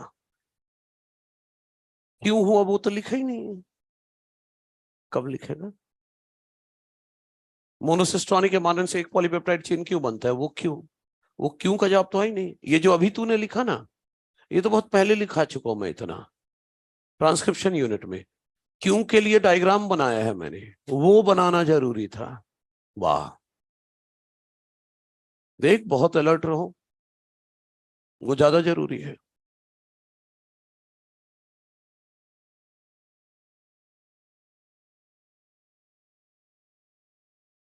रेडी है सब, कंप्लीट हो गया। चलिए आ जाइए। देखो, सेंट्रल डोगमा में मैंने क्या लिखा उसमें अभी ध्यान ना दो। सेंट्रल डोगमा दिया था क्रिक ने, क्या होता है वो देखते हैं, रिएक्शन बना के देखते हैं। सुनिए, डीएनए से डीएनए बनना कहलाएगा डीएनए का रेप्लिकेशन, डीएनए से आरएनए बनना ट्रांसक्रिप्शन, सही है। और आरएनए से प्रोटीन बनना ट्रांसलेशन, आरएनए से प्रोटीन बनना ट्रांसलेशन, यही है सेंट्रल डोगमा। नॉर्मली लोग क्या कहते हैं कि ट्रांसक्रिप्शन और ट्रांसलेशन मिलाकर कहलाता है सेंट्रल डोगमा, ट्रांसक्रिप्शन ट्रांसलेशन मिलाकर सेंट्रल डोगमा। लेकिन मैं थोड़ा इसे एनसीईआरटी के हिसाब से डिफाइन करता हूं, इधर से, unidirectional flow of genetic information from DNA to protein via RNA. Genetic information कहां से कहां जा रहा है, डीएनए से आरएनए से होता हुआ प्रोटीन तक, ये है सेंट्रल डोगमा। और इसका एक एक्सेप्शन है रेट्रोवायरस, क्योंकि रेट्रोवायरस में आप सब जानते हैं आरएनए से डीएनए बनता है, रेट्रोवायरस में आरएनए से डीएनए बनता है, वो तो दिख ही नहीं रहा इसमें। तो ये पुराना सेंट्रल डोगमा है। इस पुराने सेंट्रल डोगमा का एक्सेप्शन क्या है, रेट्रोवायरस। क्यों? क्योंकि पुराने सेंट्रल डोगमा में आरएनए से डीएनए बनना नहीं बताया गया था। तो इस एक्सेप्शन को खत्म करने के लिए लो लेकर आ रहा हूं मैं मॉडर्न सेंट्रल डोगमा। इसमें एक ही डायरेक्शन में गया ना जेनेटिक इंफॉर्मेशन, अगली बार बाई डायरेक्शनल होगा, मतलब सीधा भी जाएगा और उल्टा भी जाएगा, inverse, inverse flow of genetic information, inverse flow of genetic information. इसमें सब कुछ इंक्लूड कर दिया गया, इसमें सब कुछ इंक्लूड कर दिया गया। चलो देखते हैं, देखो ध्यान से। डीएनए से, जिनका जेनेटिक मटेरियल डीएनए है, उनमें डीएनए से डीएनए बनेगा। लेकिन कुछ वायरस में तो आरएनए जेनेटिक मटेरियल है, उनमें आरएनए से आरएनए बनेगा। तो आरएनए से आरएनए बनना आरएनए का रेप्लिकेशन, डीएनए से डीएनए बनना डीएनए का रेप्लिकेशन, डीएनए से आरएनए बनता है ट्रांसक्रिप्शन, और रेट्रोवायरस में आरएनए से डीएनए बनता है रिवर्स ट्रांसक्रिप्शन, सही है। अब फिर आरएनए से प्रोटीन बनता है, ट्रांसलेशन। आरएनए से प्रोटीन बनता है, ट्रांसलेशन। सही है। अच्छा, देखो ये है नया सेंट्रल, इसमें बाई डायरेक्शनल हुआ है जेनेटिक इंफॉर्मेशन का फ्लो, पुराने वाले में सिर्फ एक डायरेक्शन में। रिवर्स ट्रांसक्रिप्शन के बारे में बायोटेक में डिटेल में आएगा, लेकिन थोड़ा सा भी बता रहा हूं। रिवर्स ट्रांसक्रिप्शन का दूसरा नाम है टेमिनिज्म, क्योंकि इसे जो खोजा था उनमें से एक का नाम था टेमिन। डिस्कवर हुआ था टेमिन। किसने डिस्कवर किया था? टेमिन एंड बाल्टीमोर ने, इन राउस सरकोमा वायरस। राउस सरकोमा वायरस जो कि एक रेट्रो वायरस है, इन्होंने खोजा था इसको। ए बाल्टी डिब्बा ना ढूंढो, टेमिन और बाल्टीमोर ने खोजा, इसीलिए नाम है टेमिनिज्म। क्या होगा इसमें? देखो, इसमें ना मैं आरएनए से बनवाऊंगा डीएनए। आरएनए से क्या, मैं तो बोलता हूं एमआरएनए से बनवाऊंगा डीएनए। एमआरएनए से बनवाऊंगा डीएनए। अरे आरएनए से डीएनए बनना, आरएनए से डीएनए बनना रिवर्स ट्रांसक्रिप्शन है। तो चाहे मैं एमआरएनए से बनवाऊं डीएनए तो भी क्या कहलाएगा? Reverse transcription. और सुनो मेरी बात, रिवर्स ट्रांसक्रिप्शन से जो डीएनए बनता है ना, उसे सिर्फ डीएनए नहीं कहते, उसे स्मॉल सी डीएनए कहते हैं। स्मॉल सी का मतलब है कॉम्प्लीमेंट्री। रिवर्स ट्रांसक्रिप्शन से बनने वाला डीएनए कॉम्प्लीमेंट्री डीएनए कहलाएगा। और जो एंजाइम बनवाएगा उसे क्या बोलोगे? Reverse transcriptase. इस एंजाइम का दूसरा नाम आप बोल सकते हो क्या? बिल्कुल सही, आरएनए से बना रहा है तो आरएनए डिपेंडेंट। डीएनए बना रहा है तो डीएनए पॉलीमरेज। और सुनो तो एक बात और, एमआरएनए तो तभी बोलते हैं ना जब इंट्रॉन ना हो। इसका मतलब एमआरएनए में केवल एक्सॉन्स होते हैं, एमआरएनए कंटेन ओनली एक्सॉन्स। तो जो इससे डीएनए बनेगा उसमें भी इंट्रॉन्स नहीं होंगे, केवल क्या होगा? एक्सॉन्स होगा। देखो, आरएनए से डीएनए बनाना, वो मैंने एमआरएनए लिख दिया है, सिर्फ इसलिए लिख दिया क्योंकि आगे चलकर यूज आएगा। अपने अपने जेनेटिक इंजीनियरिंग पढ़ेंगे जब तो काम आएगा, तो अभी से थोड़ा सा हिंट दे दिया है। बायोटेक में इसको डिटेल में पढ़ेंगे, तो अभी तो सिर्फ इतना, आरएनए से डीएनए बनना क्या कहलाता है? Reverse transcription. चाहे वो एमआरएनए से बनाओ तो भी उसे क्या बोलेंगे? Reverse transcription. रिवर्स ट्रांसक्रिप्शन से जो डीएनए बना उसे क्या बोलेंगे? Complementary DNA. और एमआरएनए तो तभी बोलते हैं जब इंट्रॉन ना हो। तो जब इसमें इंट्रॉन नहीं है तो जो डीएनए इससे बनेगा उसमें इंट्रॉन नहीं होगा। ये सिर्फ इसलिए लिख रहा हूं, एक बार ओलंपियाड में क्वेश्चन आया था, how many statement are correct में, वहां पर एक लाइन थी कि सी डीएनए लैक इंट्रॉन्स। सही है। हो सकता है नीट वाले डाल दें जब आप नीट देने जाओ तो, कि सी डीएनए लैक इंट्रॉन्स, लेकिन आपने तो पूरी बायो पढ़ ली, कहीं मिला ही नहीं ये लाइन। अब तो मिल गया ना कि सी डीएनए में इंट्रॉन्स नहीं होंगे, केवल क्या होंगे? एक्सॉन, क्योंकि बना किससे रहे हो? एमआरएनए से। क्लियर है?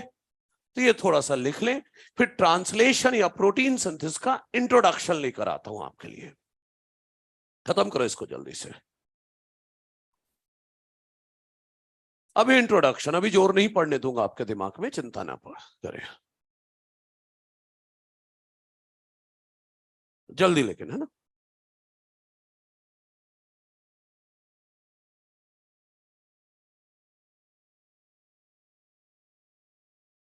जल्दी लिख लें, बहुत कुछ बाकी है इंट्रोडक्शन में ट्रांसलेशन के। कल और नहीं, वो निर्धारित है कहां तक होगा। मेरी क्लास में सब फिक्स रहता है।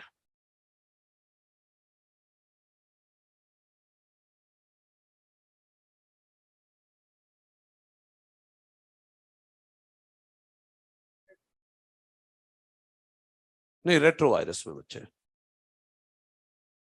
नहीं बनाते, वो लोग आरएनए से डायरेक्ट प्रोटीन बनाते हैं। रेट्रोवायरस आरएनए डीएनए फिर एमआरएनए फिर प्रोटीन। क्या बच्चे? नहीं नहीं। हम्म।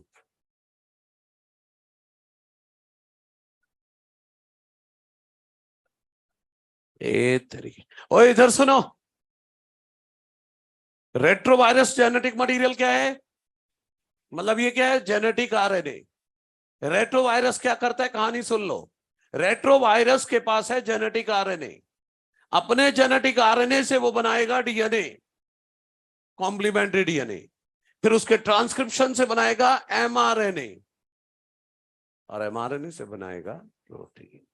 तो रेट्रोवायरस अपने जेनेटिक आरएनए से प्रोटीन नहीं बना सकता, आगे अपने जेनेटिक आरएनए से बनाएगा डीएनए, फिर डीएनए के ट्रांसक्रिप्शन से बनाएगा एमआरएनए, फिर एमआरएनए से बनाएगा प्रोटीन। सही है? हो गया क्लियर? ठीक है, चलो।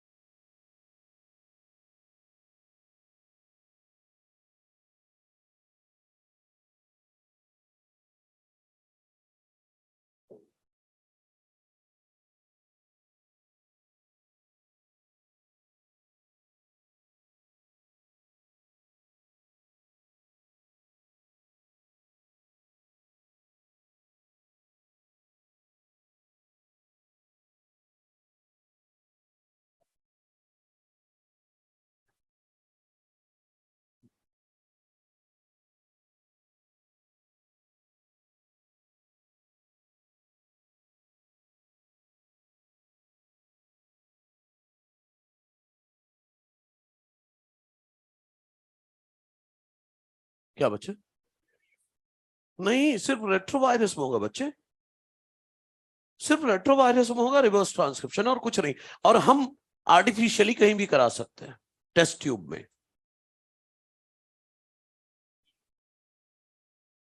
अरे सबके लिए है, लेकिन ये रिवर्स ट्रांसक्रिप्शन सिर्फ रेट्रोवायरस में होता है, ये बताया मैंने। और टेस्ट ट्यूब में हम करा सकते हैं, जैसे ये मैं कराऊंगा बायोटेक वाले चैप्टर में ना, मैं एमआरएनए से डीएनए बनवाऊंगा जेनेटिक इंजीनियरिंग के लिए, किस काम आएगा देखेंगे वहां, है ना? नहीं तो रेट्रोवायरस क्या होते हैं, कैसे डिफाइन करोगे?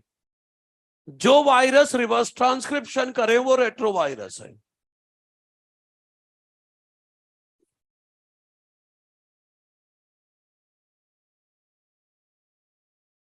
हाँ, क्या बच्चे? क्योंकि आरएनए का कॉम्प्लीमेंट्री है ना, इसलिए। ठीक है, कंप्लीट करें इसे। हाँ, ऊपर का ये पार्ट हटा रहा हूं मैं।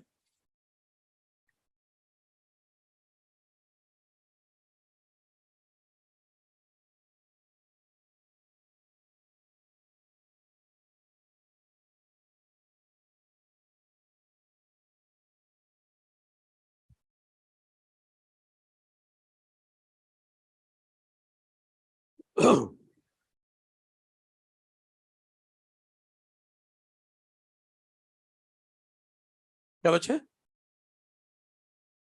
ओए चुप हो जाओ, सुनने दो जरा। हाँ हाँ, बिल्कुल। यू के सामने ए आएगा और ए के सामने टी आएगा। जल्दी जल्दी जल्दी, फास्ट हो गया। ठीक है। जल्दी।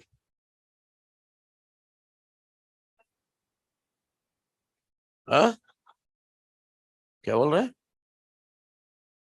लिखो भाई, जल्दी लिखो, जल्दी।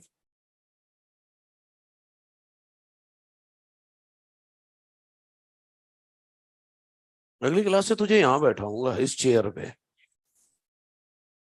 नहीं नहीं, अगली क्लास। और यहां नहीं, वहां बैठाऊंगा सामने।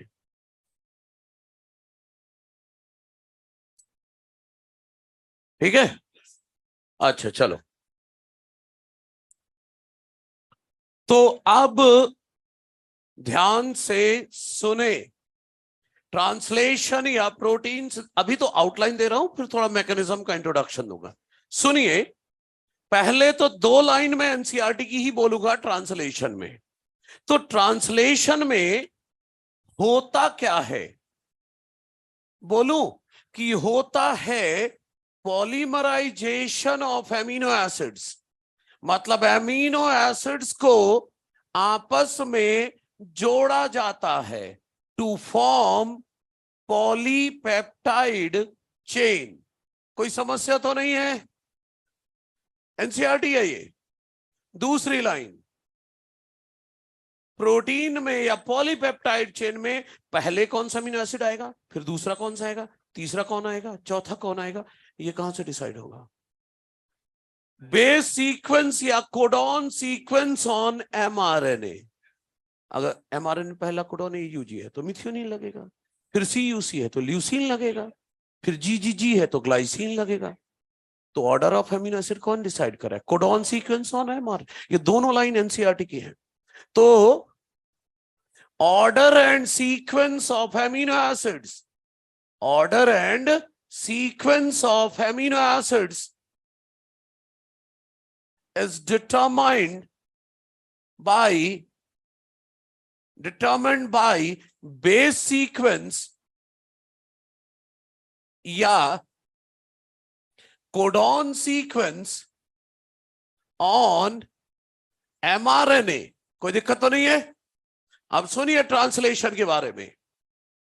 ये जो ट्रांसलेशन है इसके बारे में थोड़ा प्रोकैरियोट और यूकैरियोट थोड़ा कंपेयर कर लेते हैं।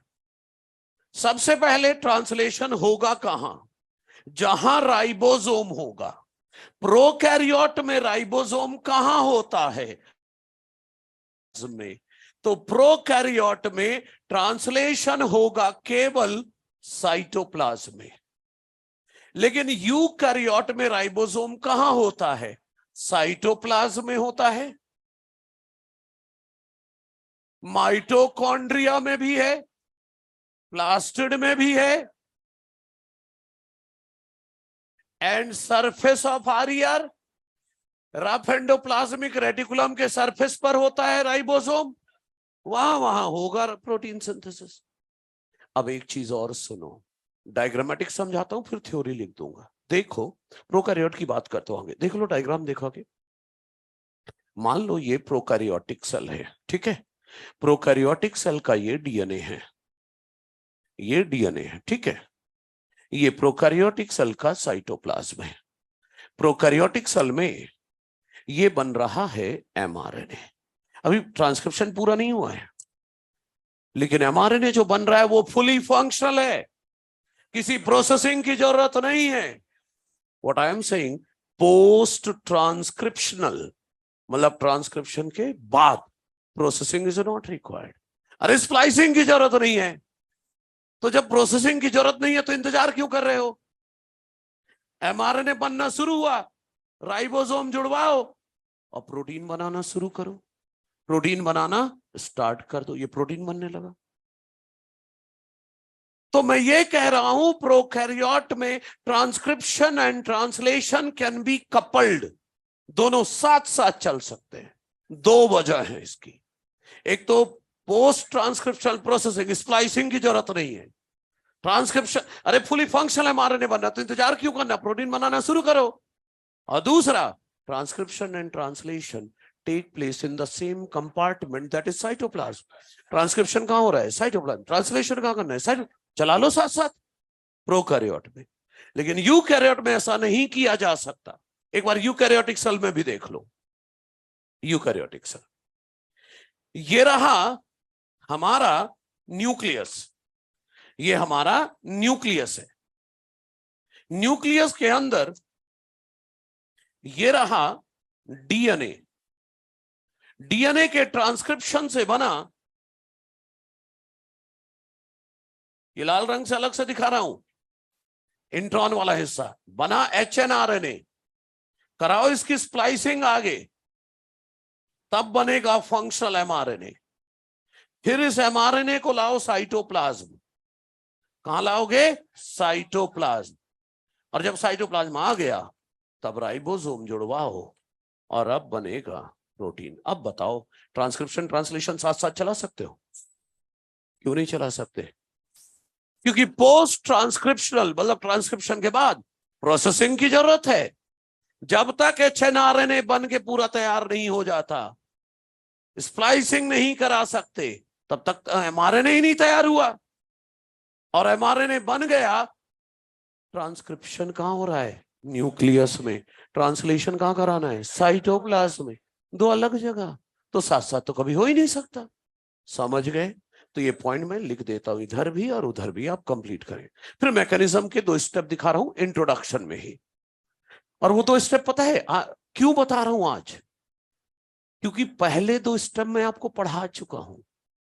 याद दिलाऊं? पहले अमीनो एसिड को एक्टिवेट करेंगे, फिर टीआरएनए के 3' एंड पर लोड करेंगे। तो जो पढ़ा हुआ सिर्फ उतना ही बताऊंगा, नया दिमाग में कुछ नहीं डालने वाला आज। वो अगली क्लास में पूरा पड़ेगा। ठीक है, कंप्लीट करिए जल्दी। प्रोकैरियोट में transcription and translation can be coupled. Can be coupled, साथ साथ चल सकते। और ये एनसीईआरटी है जो लिख रहा हूं मैं ये सब। पहला, post transcriptional. Post transcriptional processing, transcription के बाद प्रोसेसिंग बोले तो स्प्लाइसिंग इज नॉट रिक्वायर्ड। दूसरा, both the process take place in same compartment that is cytoplasm। और यूकैरियोट में ट्रांसक्रिप्शन एंड ट्रांसलेशन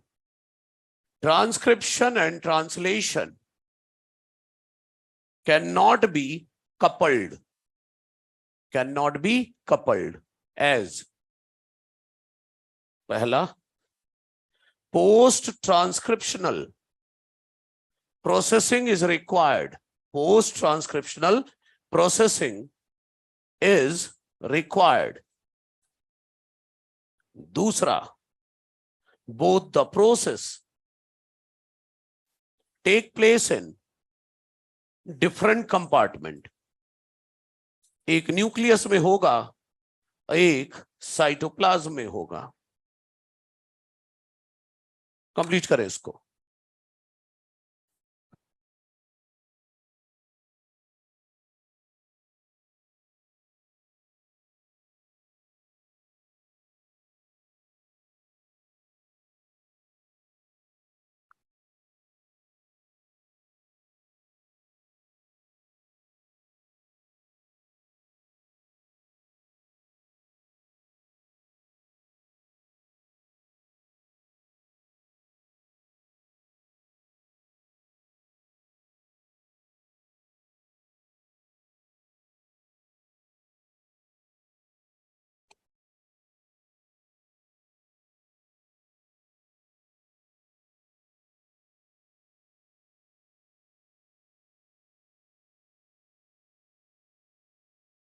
क्या होगा?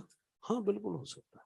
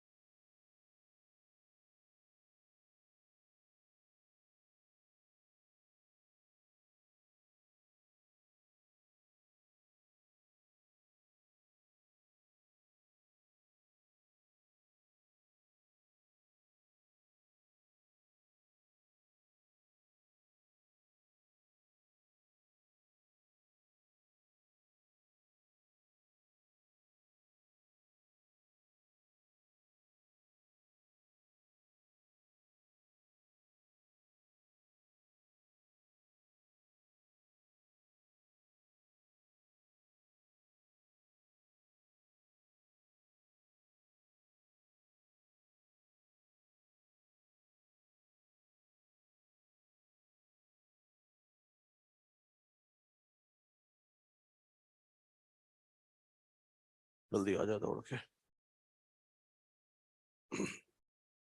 कोई नहीं, आप अपना काम करो, चलो जल्दी।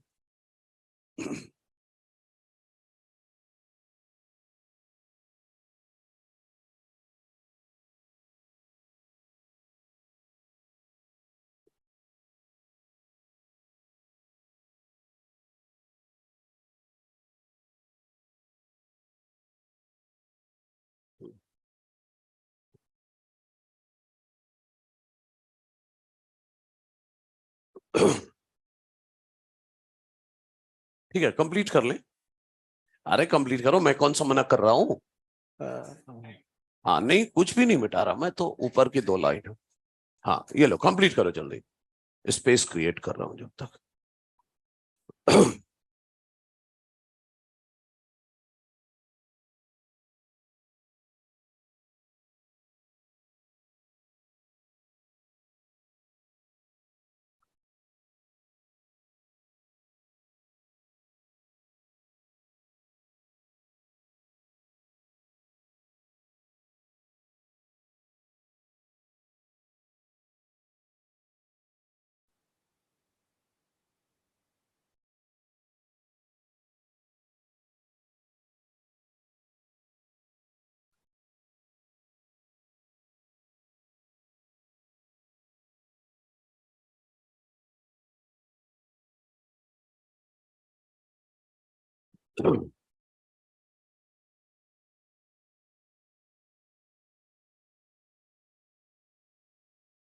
क्या मुद्दा है? हुँ?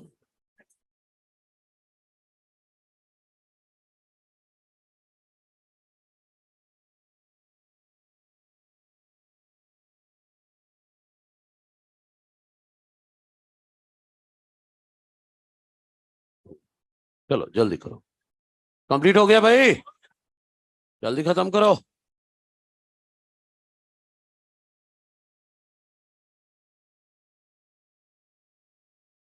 दो स्टेप दिखा रहा हूं, एक तो अमीनो एसिड को एक्टिवेट करेंगे और उसे टीआरएनए के 3' एंड पर लोड किया जाएगा। उस स्टेप का हमने नाम भी दिया था, कुछ क्या नाम दिया था? लोडिंग या? बिल्कुल बिल्कुल, कुछ लोग पढ़ रहे हैं मतलब, गुड। मतलब यह है कि सब पढ़े, कुछ इसलिए बोल रहा था मैं।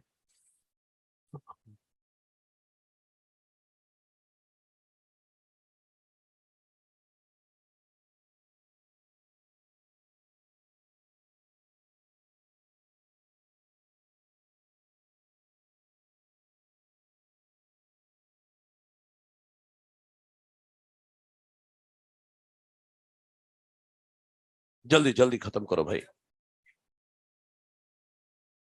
प्रोकैरियोट वाला साइड खत्म करो, उसे हटाऊं मैं आगे।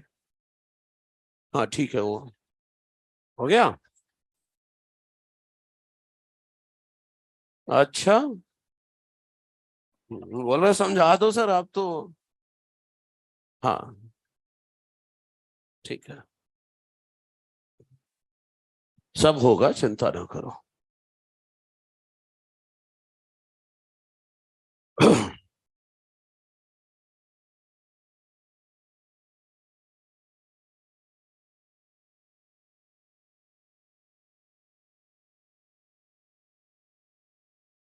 हाँ,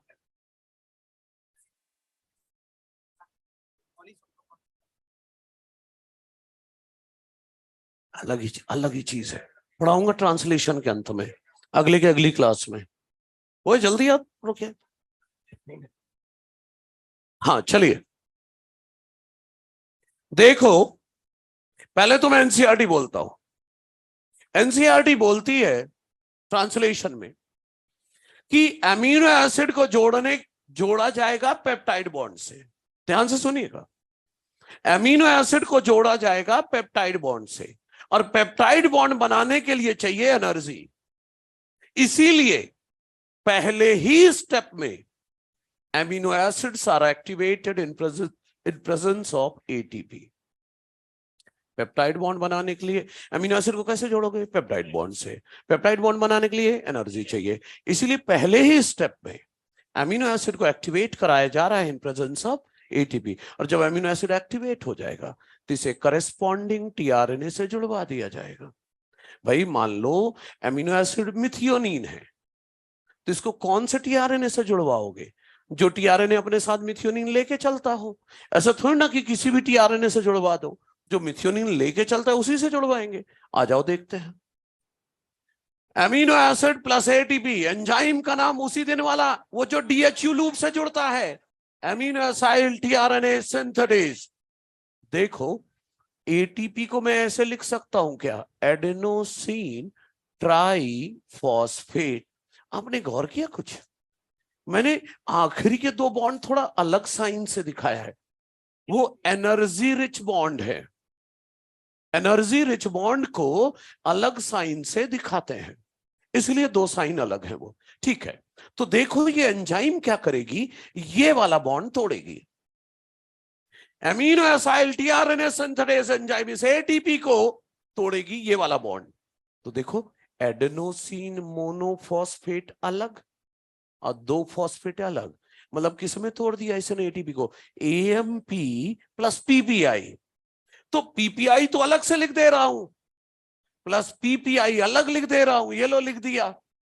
अब क्या बचा? एमिनो एसिड, एएमपी और ये एंजाइम, तीनों जुड़कर एक कॉम्प्लेक्स बन गया। कौन कौन जुड़ गया? एमिनो एसिड, एएमपी और ये एंजाइम आपस में जुड़ गए।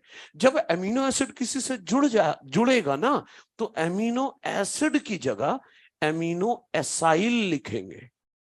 जब एमिनो एसिड किसी से जुड़ेगा तो एमिनो एसाइल बोलेंगे। तो एएमपी से जुड़ रहा है, एमिनो एसाइल एसिड की जगह किससे जुड़ रहा है? एएमपी से। और ये किससे जुड़ रहा है? आपकी बहुत ही श्रद्धा हो रही है तो पूरा लिखो, amino acyl tRNA synthetase enzyme, फिर कॉम्प्लेक्स लगा दो। मैं तो सीधा एंजाइम लिख रहा हूं, एंजाइम कॉम्प्लेक्स। एंजाइम का मतलब वही है, amino acyl tRNA synthetase enzyme. ठीक है, और ये जो कॉम्प्लेक्स बना, इसी को बोलो एक्टिवेटेड अमीनो एसिड।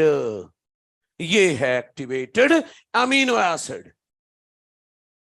तो अमीनो एसिड, एटीपी को तोड़ा गया एएमपी प्लस पीपीआई में, पीपीआई अलग, बचा कौन? एएमपी। अमीनो एसिड, एएमपी और ये एंजाइम, तीनों जुड़कर एक कॉम्प्लेक्स बन गया। Amino acyl AMP enzyme complex. इसी को क्या बोल, ओए इधर पिटोगे फिर। तीनों को ग्रुप करके क्या बोल दिया मैंने? Activated amino acid. ये enzyme amino acyl tRNA synthetase activated amino acid लेके घूम रहा है, और इस एंजाइम को पकड़ लिया डीएचयू लूप ने, टीआरएनए के डीएचयू लूप ने पकड़ लिया। तो स्टेप सेकंड आ गया, स्टेप सेकंड आ गया चार्जिंग या लोडिंग ऑफ टीआरएनए। चार्जिंग या लोडिंग ऑफ टीआरएनए, इस स्टेप का एक नाम और दूंगा आखिरी में, अभी एनसीईआरटी ने इसका एक और नाम दिया, सुनो। देखिए इधर, ये रहा टीआरएनए, ये इसका डीएचयू लूप है, ये इसका, ये 3' एंड है, ये 5' एंड है। याद है डीएचयू लूप पकड़ लेगा उस एंजाइम को, इधर आ, तो चल पकड़ लिया एंजाइम को, ये लो। लूप ने अमीनो एसिड को नहीं पकड़ा, एंजाइम को पकड़ा। लेकिन एंजाइम अकेला थोड़ी ना घूम रहा है, उससे एएमपी जुड़ा है। एएमपी अकेला थोड़ी ना है, उससे अमीनो एसिड जुड़ा हुआ है। ये चेन की चेन जुड़ गई पूरी की पूरी, मतलब ये जाकर डीएचयू लूप से जुड़ा रिवर्ट होकर। देखो ना, पहले कौन जुड़ा है? एंजाइम, एंजाइम से फिर एएमपी, एएमपी से अमीनो एसिड। सही है। जैसे ही ये एंजाइम जुड़ा, ये एंजाइम इस अमीनो एसिड को अटैच करवा देगा टीआरएनए के 3' एंड से, 3' एंड से लोड करवा देगा, बाई एस्टर बॉन्ड जुड़वाएगा। और जैसे इस अमीनो एसिड को यहां जुड़वाएगा, फिर यहां से अलग हो जाएगा, एंजाइम अलग और एएमपी अलग, एंजाइम अलग हो जाएगा, एएमपी अलग हो जाएगा। तो चलो अलग करवा दो। मेरा कहने का मतलब यह है कि ये रहा टीआरएनए और इससे जुड़ चुका है एमिनो एसिड नंबर 1, AA1 मतलब एमिनो एसिड नंबर 1, और AMP अलग और एंजाइम अलग। इस टीआरएनए का क्या नाम दूं? बोलूं charged tRNA, loaded tRNA, technical भाषा में एमिनो एसिड और टीआरएनए जुड़ा है ना, नाम दूं amino acyl tRNA, amino acyl tRNA complex, amino acyl tRNA complex. सही है? तो क्यों ना इस चार्जिंग का एक दूसरा नाम दिया जाए, amino acylation of tRNA. TRNA में एमिनो एसिड जुड़वा दिया, मैं अपनी तरफ से नहीं बोल रहा हूं। एनसीईआरटी ने बोला है टीआरएनए पर एमिनो एसिड लोड करना, इसे चार्जिंग ऑफ टीआरएनए कहते हैं। And to be more specific, इसे एमिनो एसाइलेशन ऑफ टीआरएनए कहते हैं। तो एनसीईआरटी ने बोला है, ठीक, कौन सा गलत है? एमिनो एसिड ही तो जुड़वा रहे हैं। लेकिन सुनो तो, ये जो एमिनो एसिड और टीआरएनए का कॉम्प्लेक्स बना है, ट्रांसलेशन के दौरान प्रोकैरियोट में जो पहला कॉम्प्लेक्स बनेगा उसका नाम क्या होना चाहिए, यूकैरियोट में जो बनेगा उसका पहला नाम क्या होना चाहिए? याद है, प्रोकैरियोट में पहला अमीनो एसिड ट्रांसलेशन के दौरान एन फॉर्माइल मिथियोनिन लगता है, तो इसकी जगह एन फॉर्माइल मिथियोनिन लिखना पड़ेगा। तो क्या नाम आया? N formyl methionyl tRNA complex, tRNA complex. और यूकैरियोट में तो पहला अमीनो एसिड मिथियोनिन लगता है, तो methionyl tRNA complex, methionyl tRNA complex. कोई दिक्कत तो नहीं है? तो पहला अमीनो एसिड प्रोकैरियोट में AUG code for N formyl methionine, तो पहला amino acid N formyl methionine लगेगा। और यूकैरियोट में पहला कौन सा लगेगा? मिथियोनिन, तो मिथियोनाइल टीआरएनए कॉम्प्लेक्स। कोई दिक्कत तो नहीं है? ये पहले दो स्टेप हर अमीनो एसिड का होगा जो ट्रांसलेशन में पार्टिसिपेट करेगा। अगर 1000 अमीनो एसिड पार्टिसिपेट कर रहे हैं तो हजारों अमीनो एसिड को पहले एक्टिवेट किया जाएगा, फिर उन्हें टीआरएनए के 3' एंड पर लोड किया जाएगा। इसके बाद ही, अब नहीं पढ़ाऊंगा, नहीं चिंता ना करें, अब पढ़ाऊंगा नहीं, इसके बाद ही शुरू होगा सिंथेसिस ऑफ पॉलीपेप्टाइड चेन, जिसे हम 3 स्टेप में पढ़ेंगे। Initiation, elongation, termination. 3 स्टेप में पढ़ेंगे synthesis of polypeptide chain, initiation, elongation and termination. समझ रहे हैं? अच्छा, एक बात सुन लो, देखो है मॉड्यूल है क्या आपके पास? एक बार पेज खोलो ना, पढ़ा नहीं रहा कुछ, बस बोला था ना कि देख लो किस स्तर का है ये, बस, और कुछ नहीं, कुछ नहीं बताना, नहीं कुछ नहीं, बस इंपॉर्टेंस दे रहा हूं इनको, ताकि जिनका ज्यादा दिमाग घूमता है वो थोड़ा संभल के रहेंगे। अच्छा चलिए मैं बताता हूं, पेज नंबर 144 निकालो, पेज 144। हाँ नहीं है तो मैं बता देता हूं, है डायग्राम, कोई नहीं घर में जाकर देखना। 145 और 146 147 देखो, और ये ऐसे डायग्राम है, टेक्निकल है, एक एक लाइन बारीकी से खींचनी पड़ती है। एनसीईआरटी में फाइनल डायग्राम है, बस बीच के स्टेप नहीं है, लेकिन थ्योरी में सब लिखा है। तो मेरी बात सुनिए, मॉड्यूल जरूर लाइएगा अगली क्लास में। पिछले साल तक ट्रांसलेशन का एक एक डायग्राम मुझे बनवाना पड़ता था, तो दिक्कत ये होती थी, मैं एक बार बोर्ड भर देता था। अभी नॉर्मली 5-7 मिनट में लिख लेते हो, उसमें 15 मिनट में घूमता रहता हूं, फिर एक बार भरा, फिर 15 में, उतने में तो क्लास ही खत्म हो गई। तो पिछले साल मैंने ट्रांसलेशन अपने हिसाब से बनाया है, जो मैं बोर्ड में बनाता हूं, जो लाइन मैं बोलता हूं, तो वही डाल दी है। तो आपको बनाना नहीं पड़ेगा, सिर्फ समझना पड़ेगा। जब कॉम्प्लेक्स, जब टॉपिक कॉम्प्लेक्स हो तो फोकस समझने में रखना है, तो मॉड्यूल सामने रखना, मैं समझाते जाऊंगा, जो जो लाइन मुझे जुड़वानी है वही जुड़वाऊंगा। मतलब आपके दिमाग में होना चाहिए ट्रांसलेशन नाम का टॉपिक मॉड्यूल से पढ़ना है, बाकी सब कॉपी से और एनसीईआरटी है। ठीक है, दैट्स ऑल फॉर टुडे। इतना पढ़ लेना लेकिन, क्योंकि ये ट्रांसलेशन की तैयारी है। ऑनलाइन वालों बाय बाय। अरे मिटा तो दूं? हाँ ठीक है, अपना करते रहो। ऑनलाइन वालों कंप्लीट कर लेना, इतना मॉड्यूल में भी है ये सब। Bye bye.